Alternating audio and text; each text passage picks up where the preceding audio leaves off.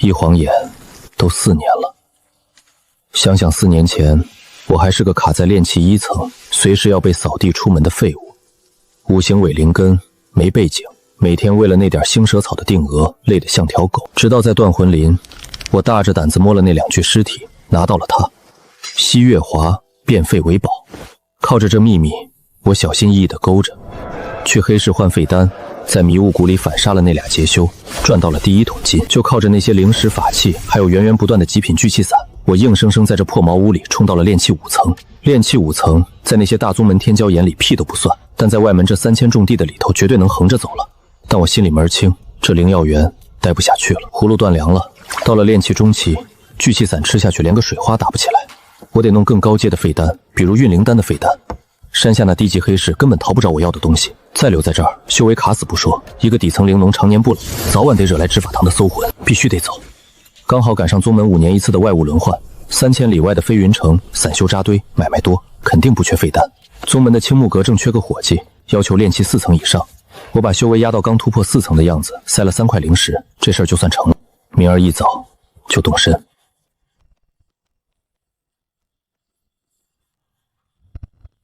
暗格填平了，泥罐子也捏碎埋了，全部身家性命都收妥帖了。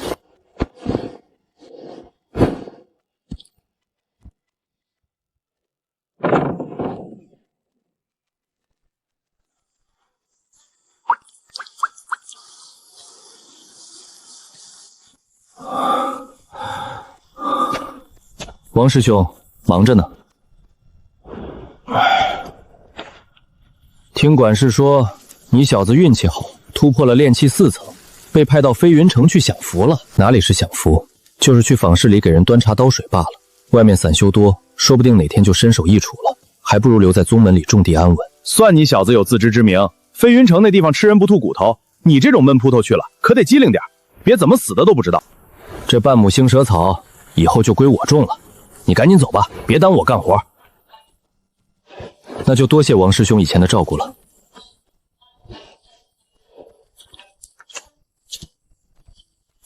胖子啊胖子，这一走，咱俩就真是先反两格了。你图你那2块灵石的安稳，我要走的是那条随时会粉身碎骨，却能长生久世的通天大道。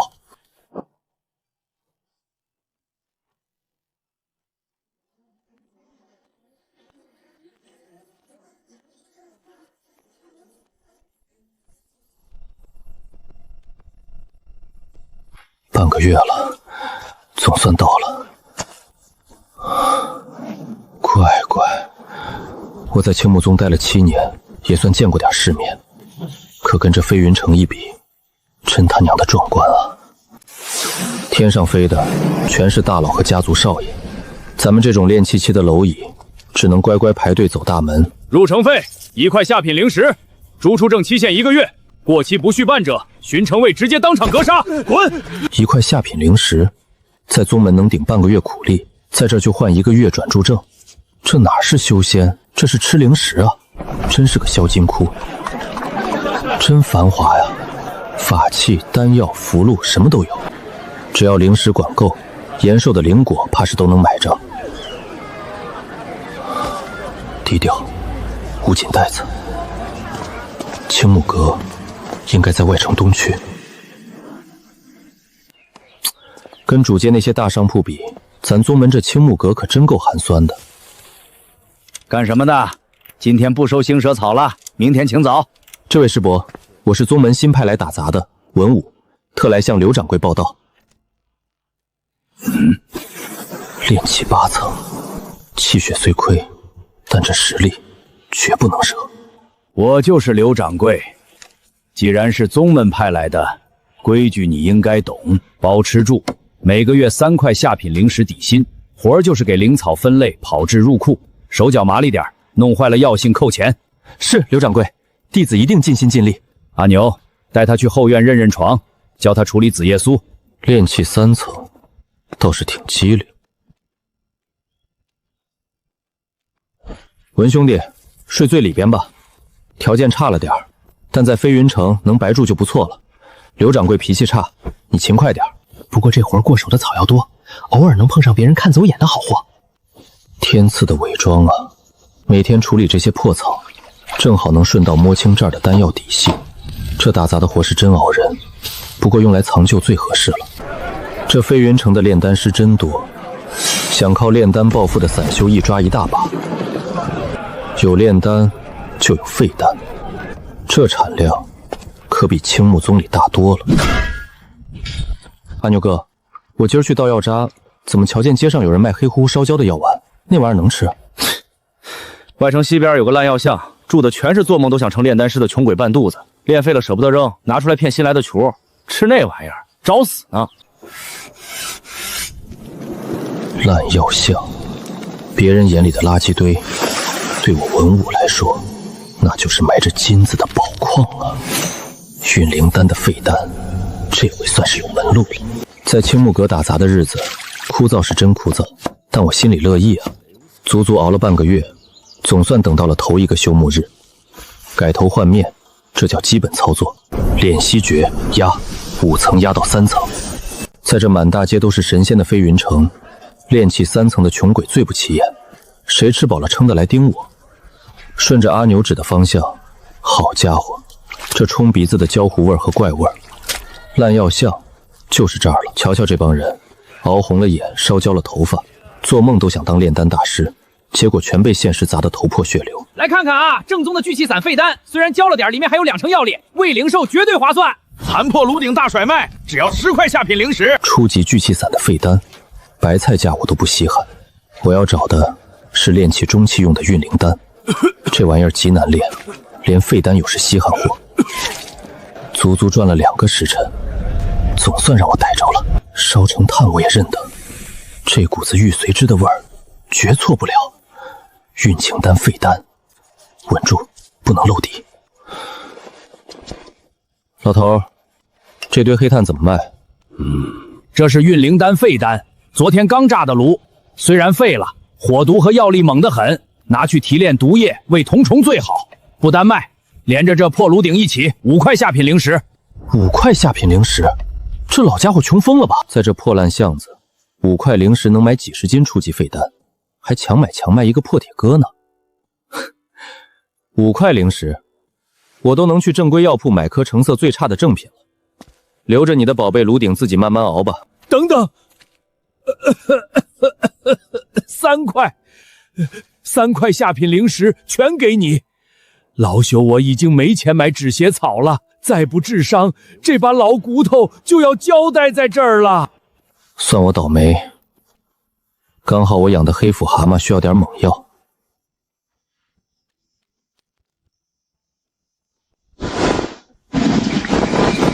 到手，撤，多绕几圈，可不能被人盯上。安全了，换衣服。可算熬到天黑了。唉，3块下品零食，就为了这3块零食，搁在青木宗，我得累死累活种1个半月的地。但是过了今晚，等我的灰葫芦吸足了月华，这堆黑炭全都会变成价值连城的极品运灵丹。1颗上品运灵丹，在正规商铺里最少也得卖20块下品零食。最要紧的是，有了这批丹药，我卡在炼气5层初期的修为，总算又能提升了。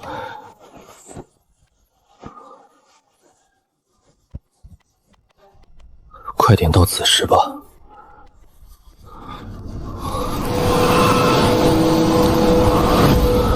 求求了，快点到子时吧。子时了，这帮家伙睡得死沉，呼噜打得震天响，正好方便我办事。摸到后院这间破柴房，屋顶塌了一半，月光刚好漏进来。这里的药渣味够冲，刚好能把丹药成型时的灵气边洞给盖住。老伙计，看你的了。这10几颗黑紫色射的运灵丹废丹全倒进去，吸吧，敞开了吸。这千丝万缕的月华被吸进去的场面，看多少遍都觉得心神荡漾啊。闲着也是闲着，看看这个当天头买来的破炉鼎，真够沉的，起码有20-30斤。满身铁锈，肚子上还有这么大一条裂缝，哪怕比头发丝还细的裂缝也会炸炉。这就是个彻头彻尾的废铁。那瞎眼老头穷成那样，还随身带着他，真是执念太深。等等，这底子未免也太厚了吧？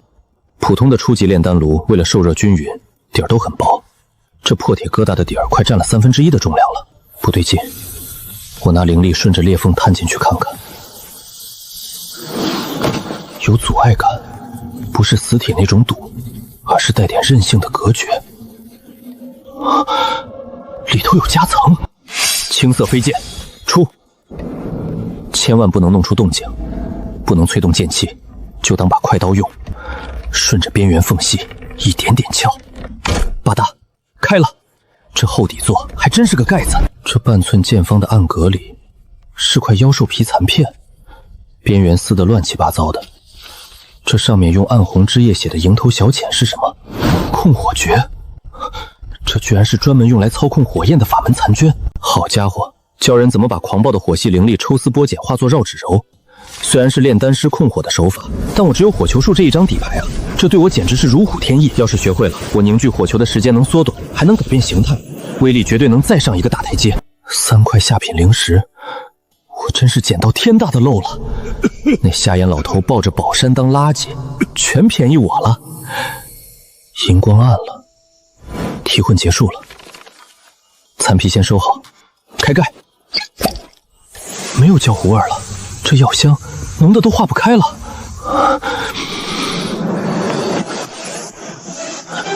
光是闻上一口，我这卡在炼气5层初期的灵力就开始躁动了。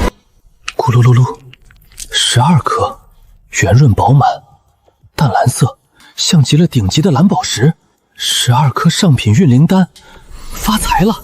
要是拿去正规商铺卖，至少值200多块下品灵石。但我疯了才去卖，这可是炼气中期突破瓶颈的神药，在飞云城有钱都买不着这种没杂质的上品货。赶紧装进白玉瓶里塞紧，这药香可千万不能漏出去半点。有了这批运仙刀，在这危机四伏的飞云城，我总算有底气了。炼气6层，指日可待。这破炉顶拼回去，扔垃圾堆吧。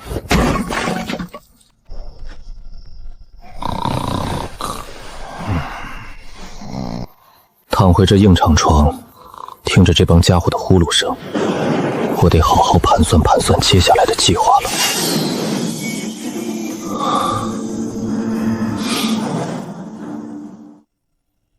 有了那些丹药和功法，我在飞云城的日子就成了2点一线。白天嘛，我还是那个老实巴交的杂役，劈柴切药我全包了，连那抠门的刘老头都破天荒夸了我一句勤快。可一到晚上，这破柴屋就是我秘密练功的地盘。上品丹药真不是盖的，药力比以前猛了10倍，灵气跟火龙似的在经脉里乱窜。要不是有阵盘挡着，前院早察觉了。就这么熬了3个月，吃了8颗丹药，我这老牛拉破车一样的身板总算爆发了。炼气6层，在飞云城外城，我也勉强算把好手了。更让我高兴的是这控火诀，他教的不是把火球弄大，而是压缩，穿甲火线，体积小，速度快，连点声都没，简直是偷袭暗杀的神技。本想着白天打工掩人耳目，晚上偷偷升级，安稳熬到炼气后期。可惜啊，飞云城这种烂地方哪来的安稳日子？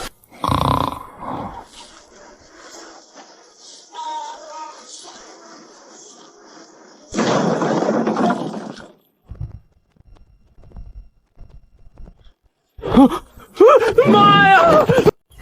原来是黑狼帮的赵堂主，大驾光临，有何贵干？每个月的利钱我们可是按时交了的。利钱？刘老头，明人不说暗话。你们青木宗在南域算个葱，但在飞云城连屁都不是。从今天起，这条街归我们管，利钱翻3倍，店里收的灵草按市价3成优先卖给我们。这不可能，市价3成，你这跟明抢有什么区别？我们背后也是有宗门的，你别欺人太甚。宗门撑腰，哈哈哈哈哈哈！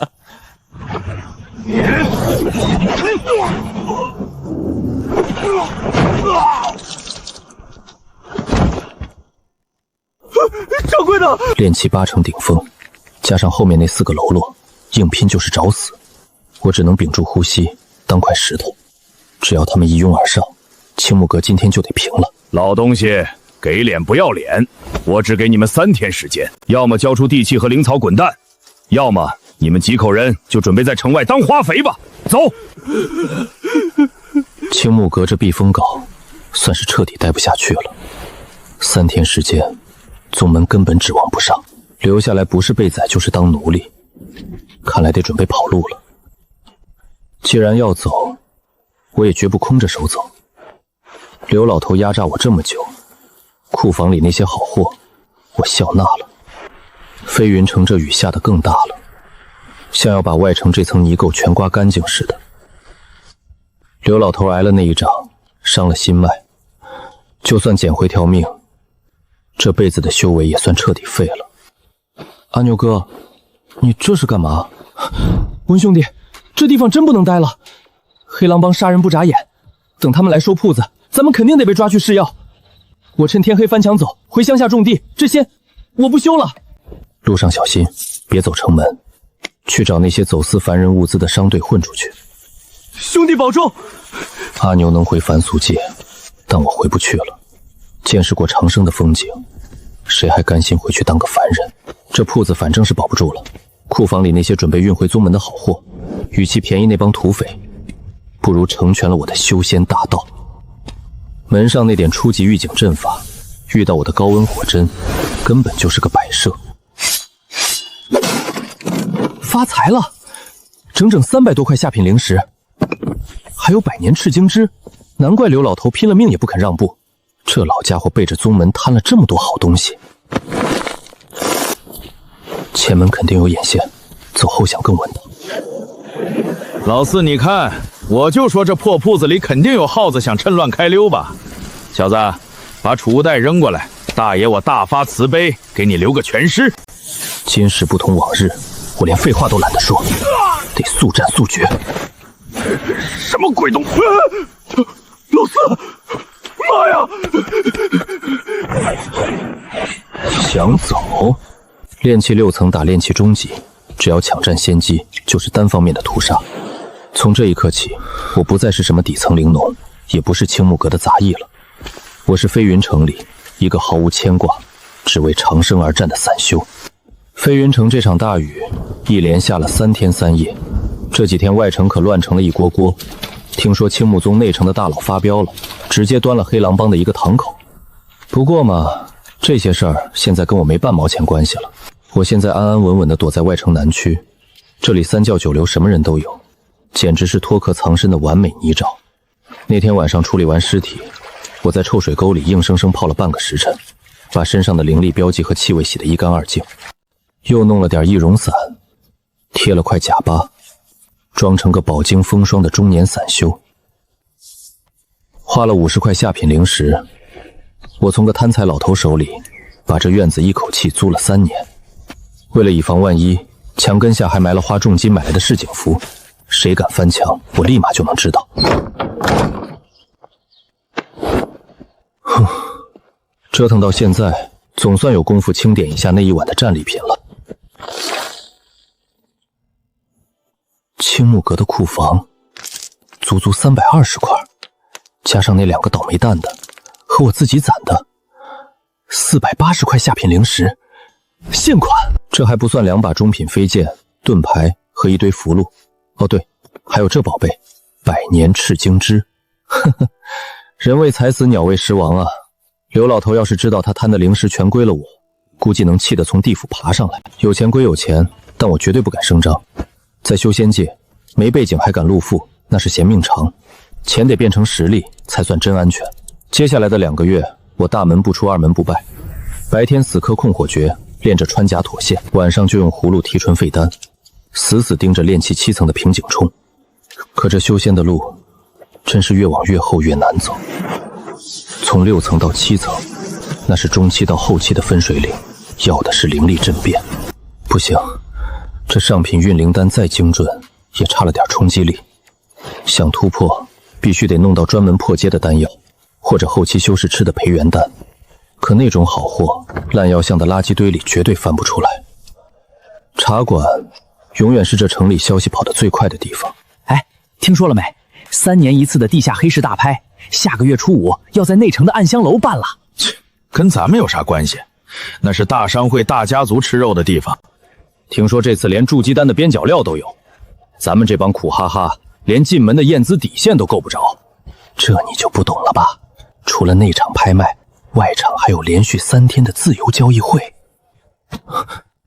到时候别的城池的狠角色都会蒙面来摆摊儿，那里头的好东西，甚至是见不得光的黑货，只要你有零食，啥买不到。地下黑市大拍，外场自由交易会，正规铺子买不到好药，但这鱼龙混杂的黑市绝对是销赃和买偏门货的天堂。大家都会隐藏身份，这不就是为我量身定做的吗？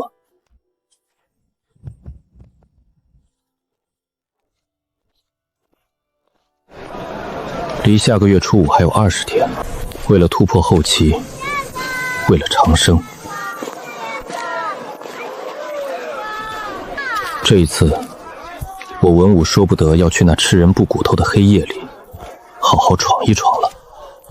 20天的时间转瞬即逝，这天入夜，我早早就做好了准备，用易容伞把我那张蜡黄脸的骨相彻底改了，又在坊市边缘花了10块下品灵石，买了这件能隔绝炼气期神识探查的格灵斗篷，还有这青铜面具。斗篷穿在身上沉甸甸的，但却能把我炼气6层的修为波动完全掩盖。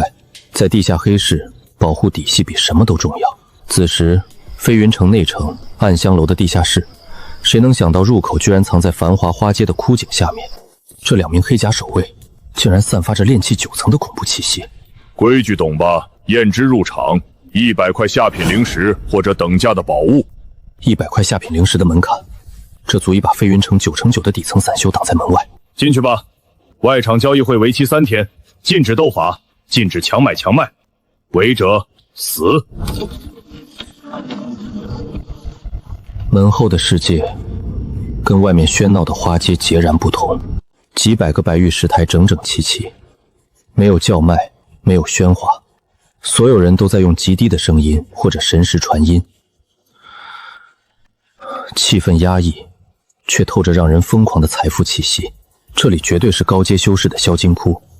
那把上品法器飞剑，标价竟然高达800块下品灵石，还有增加寿元的稀有灵果，沾着浓重血腥味的古怪法宝。我强忍震撼，专找摆丹药瓶的摊位。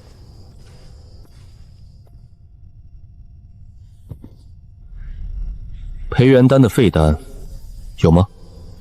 眼光不错，我这里刚好有一瓶炼丹大师炼制培元丹失败的残次品，虽然火毒深重，但毕竟是用百年碧草研烙的，药性极猛。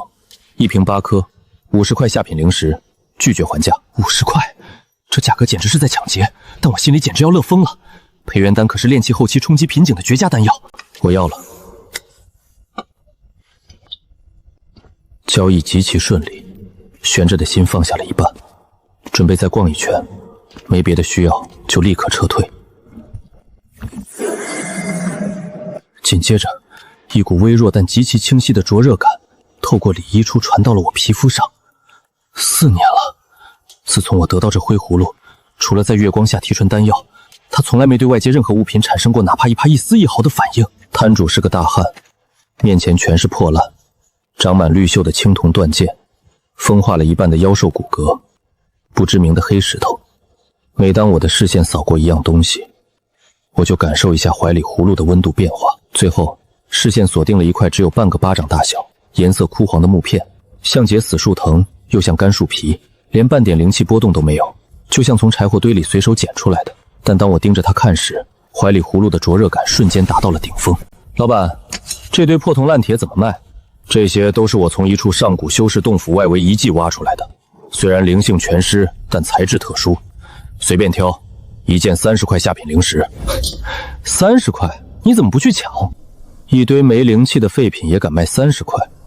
我最多出10块灵石，买几件回去研究研究炼器材料。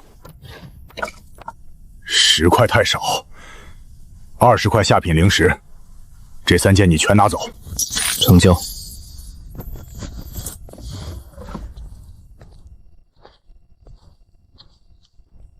怀里的葫芦还在微微发热，仿佛一个饿极了的野兽，正发出迫不及待的渴望。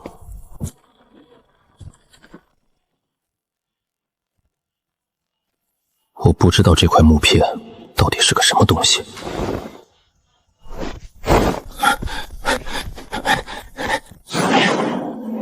但我知道，我的灰葫芦或许要迎来一次真正的蜕变了。离开暗香楼，我没敢直接回柳树胡同，在错综复杂的下水道和废弃的凡人贫民窟里，我足足绕了3个时辰，期间换了3套截然不同的伪装，甚至故意在一个散修炼气坊的后院里死蹲了半个时辰，确信身后连只苍蝇都没跟来，我这才在天亮前翻墙回了小院。墙根底下的市井符完好无损，没有任何被触动的痕迹。反锁好房门，开启隔绝阵盘，我整个人就像虚脱了一样靠在门板上。黑道里那种高压气氛，简直比在迷雾谷里直面妖兽还要让人窒息。但当我摸到怀里这依然发热的灰葫芦时，所有的疲惫瞬间一扫而空。那把生锈的断剑和黑石头被我随手拨到一边，我的目光死盯在那块半个巴掌大小、布满网状纹路的枯黄木片上。我把灰葫芦拿出来，缓缓靠近它，距离越近，葫芦表面的温度就越高。当俩玩意儿相距不到1寸时，不可思议的事发生了，没灵力biến动，也没刺眼的光，那块干瘪的木片居然像有生命一样，化作了一滩粘稠的枯黄色汁液，就这么顺着灰葫芦粗糙的外皮一点一滴全渗了进去。这短短几个呼吸，木片彻底消失，完全融入了葫芦里，表面还多了一道极其暗淡的枯黄色藤蔓纹理。以前摸着像冰冷的灰石头，现在居然带着一丝若有若无的温润，仿佛有了微弱的生命脉动。能引起葫芦主动吞噬的，绝对是同本同源的上古神物。那木片十有八九是某种上古灵藤的残骸，只要是进化，就是天大的好事。现在该验证第2件战利品了。我倒出那瓶花了50块下品灵石买来的培元丹废丹，离天黑还有几个时辰，我开始闭目打坐，把体内的灵力调整到最巅峰的状态。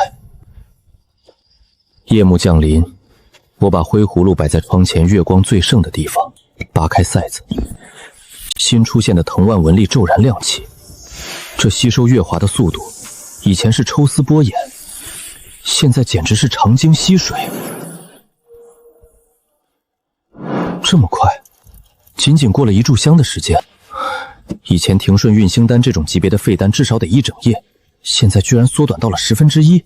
这就是吞噬那块枯木后的蜕变吗？8颗没一丝杂质的丹药静静躺着，甚至还环绕着一圈淡淡的银色丹晕。极品培元丹，连修仙大家族的嫡系子弟突破都未必能敞开供应的极品灵药，成败在此一举。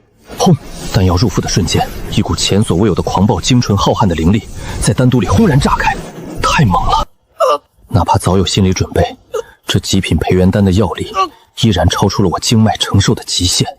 剧烈的撕裂痛楚让我直哆嗦，皮肤表面瞬间渗出了一层细密的血珠。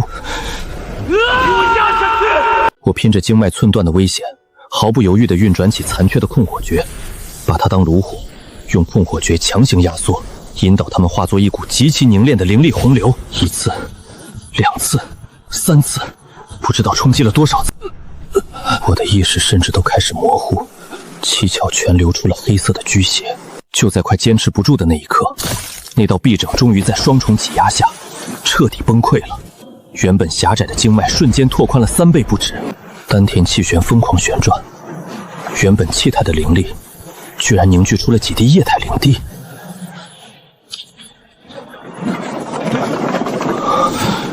炼气7层，炼气后期。我感受着体内那股浩瀚如海的恐怖灵力。现在的我，如果再遇到青木阁那个炼气8层的赵堂主，哪怕不用偷袭，我也敢与他正面硬刚，绝对能将他斩于剑下。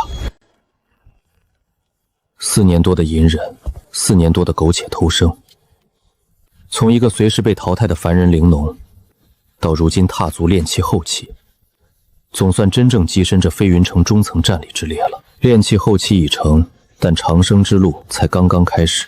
我储物袋里可还躺着一株价值连城的100年赤荆枝，是时候谋划一下，该怎么把这件烫手山芋安全地转化为筑基期的资源了。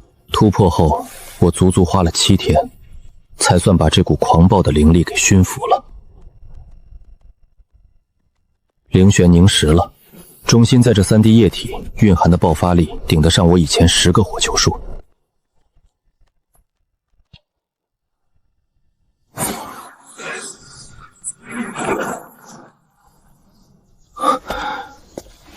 穿透力太惊人了，施法速度也比以前快了1倍。切口竟然烧成了琉璃晶体，现在的我对上那个姓赵的堂主，正面一招就能让他生死道消。但我得冷静，想冲炼气8层、9层，甚至筑基，还需要海量灵石和顶级功法。草木灵气太精纯了，屋里温度都跟着升了。百年赤晶枝，筑基丹药的辅料，对那帮卡在圆满期的老怪物有致命吸引力。这东西太烫手，我要是敢拿去外场摆摊，出门就得被那帮红颜散修撕碎了，搞不好还会引来筑基期的高手。只能通过官方途径脱手了。暗香楼的大拍信誉有保障，只要给够抽成，他们甚至会保护卖家。这次我故意漏了点火毒气息，实力强脾气差的老怪，这是我的新人设。亮出獠牙，在这儿比装孙子更管用。100块入场费。鉴宝阁，这里能隔绝一切神识探查，炼气9层顶峰，这鉴定师不简单。道友眼生得很，来鉴宝阁是要寄卖什么稀罕物件？看看。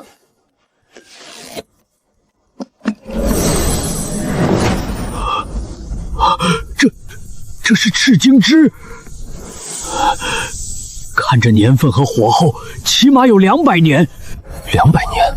刘掌柜那个老狐狸连我都骗了，这分明是极品。哼，算你有点眼力，这东西够资格上那场大拍了吧？够，绝对够。道友，暗香楼愿出2000块下品灵石，直接买断，怎么样？2000块？我辛辛苦苦攒了4年才攒400多，这老头一张嘴就是2000。不对，买断价至少比成交价低3成。不卖，上拍卖会。好，寄卖抽成1成。道友希望换点什么？灵石还是以物易物？灵石我只要1半，另一半我要换一部顶级敛息功法，不仅要能藏修为，还得能隔绝筑基期的神识。另外，如果有筑基丹的边角料或者废丹，也可以可抵扣。没有强大的敛息功法，我迟早会暴露灰葫芦的秘密。顶级敛息功法罕见，但恰好有一部枯木逢春诀的残卷符合要求。至于筑基废丹，这等神物就看道友运气了。这是贵宾玉牌，3日后子时凭此牌入场天字号包厢。道友的赤晶枝，我们暗香阁接了。3日后我自会再来。3天的等待，比我在青木宗种3年地还漫长。我连院门都没出，全用来熟悉炼气7层的灵力，还有反复推演拍卖会上的逃生路线。第3天深夜子时，我拿着那面紫金令牌，顺利穿过了暗香楼的重重守卫。这次没在外场停留，跟着侍女顺着暗道直接上了2楼的天字3号包厢。包厢不大，但奢华到了极变，地心暖玉铺地，万年沉香木桌椅，连待客的灵果都是外面见不到的珠果。贵客，这面单向琉璃晶能让您看清下面的一切，但外面绝对探查不到里面。若要竞价，只需向这块传音玉石注入纹力即可。1楼密密麻麻坐了近1000个蒙面散修，2楼天字号包厢10个，地字号30个，这里头坐着的恐怕都是各大修仙家族和宗门的大人物。那天接待我的老头走上了台，但他此刻释放的气息让我瞳孔猛地一缩。筑基期，这老头那天隐藏了修为，这威压瞬间震慑住了全场。老朽暗香楼首席鉴定师穆真人，废话不多说，本次大拍现在开始。极品防御法器金光玄龟盾，底价800下品灵石，每次加价不少于50、900、1000。极品法器，我手里最好的飞剑才中品，开胃菜直接拍出了1300块的天价。我引以为傲的那400多块巨钱，在这儿连个零头都不上。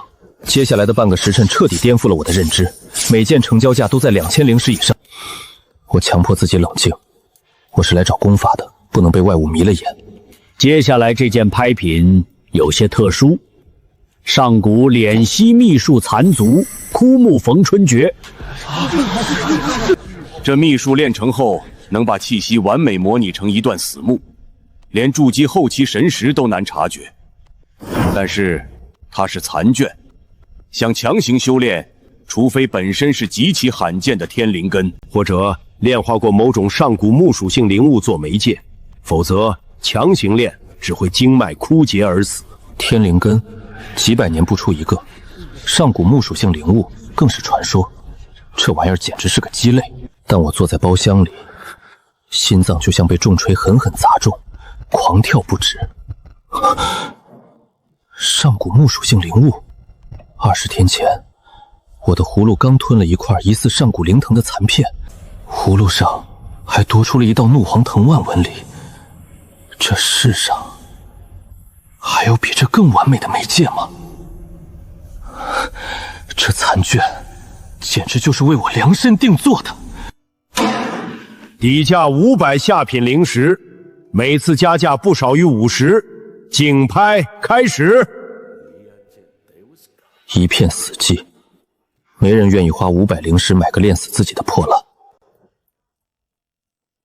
500灵石买回去给本少爷垫桌脚也算古董了。600。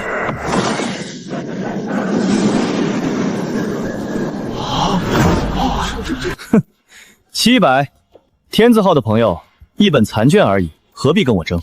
哼，我兜里只有400多块，但我有紫金令牌能掏支，为了保命的功法，这钱我出得起。1000，全场倒吸阳气，花1000灵石买个鸡肋，不是疯子就是钱多烧的。弟子包厢怂了，不再跟价。 1000下品灵石成交，恭喜天字3号包厢贵客。贵客，您的枯木逢春诀，这笔灵石将直接从您最后的拍卖所得里扣除。放下吧，门一关，我迫不及待地把神识探进去。这是门远超我认知的顶级秘术，有了它，我最大的破绽总算能补齐了。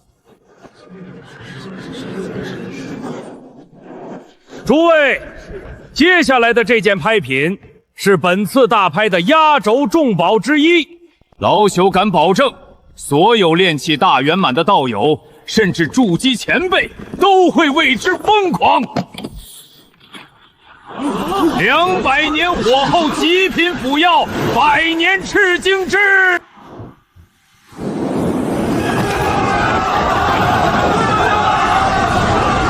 底价2000块下品灵石，每次加价不得少于100。2500、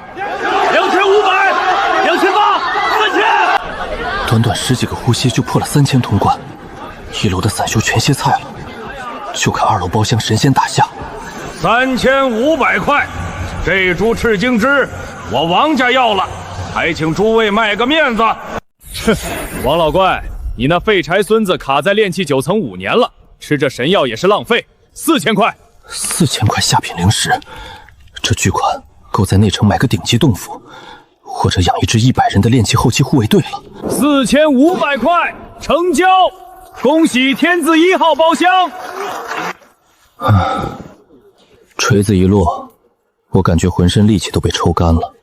发财了，但也意味着极度的危险。刚结束我就捏碎玉石，侍女立刻把我带到了暗香楼最深处的密室。道友，这是您的扣除所得，赤精枝4500块，扣除1成抽成450块，再扣购买枯木诀的1000块，剩下的3050块下品灵石全在里面。为方便携带，老朽擅作主张，把其中3000块换成了30块中品灵石，算我们暗香牢结交道友的一点诚意。官方兑换比是1比100，但在黑市，1块往往能换110块甚至更多。30块中品，50块下品，1块不少。多谢，烦请安排条绝对安全的密道，我不希望有任何尾巴。这是随机传送阵，会把您传到外城30里内的任意枯井里。祝道友身道长青，随时欢迎再来。白光一闪，强烈的失重感传来，暗香楼彻底被抛在身后。等我再闻到外城这股泥土混着劣质灵药的味的时候，人已经在一条死胡同里了。我没敢直接回柳树胡同，足足绕了4个大圈，换了5套衣服。最后甚至装成个挑粪的凡人老汉，才在黎明前溜回了院子。反锁好门，开启阵盘，瘫在床上，心脏到现在还在狂跳。30块中品灵石，顶级敛息秘术，这7年来的隐忍憋屈如履薄冰，今天终于得到了最丰厚的回报。但我知道，现在还不到彻底放松的时候。我拿出残卷玉简，探入神识，又把融入了枯木的灰葫芦捧在手心。老伙计，看你的了。我深吸一口气，开始顺着那晦涩的路线运转7层灵力。刚转一圈，一股要命的滞涩感和枯竭感直接袭来，生机就像被强行抽走。这就是强炼残卷的下场。就在我快撑不住时，葫芦震了，那道藤蔓纹理骤然亮起，一股极其精纯、古老、生机勃勃的木属性气息顺着掌心轰然涌进来。它瞬间中和了枯竭感，反客为主，带着我的灵力完美契合了功法轨迹。1圈、2圈，大抽天循环。不知道过了多久，第一缕阳光照进了屋里。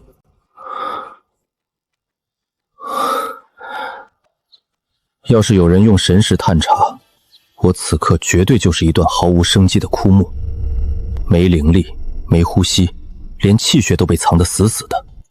我心念一动，气息开始随意变换。凡人，炼气1层，炼气3层，直到稳稳停在炼气4层，毫无破绽。哪怕是刚才那个筑基期的木真人站我面前，也休想看穿我炼气7层的真实修为。成了。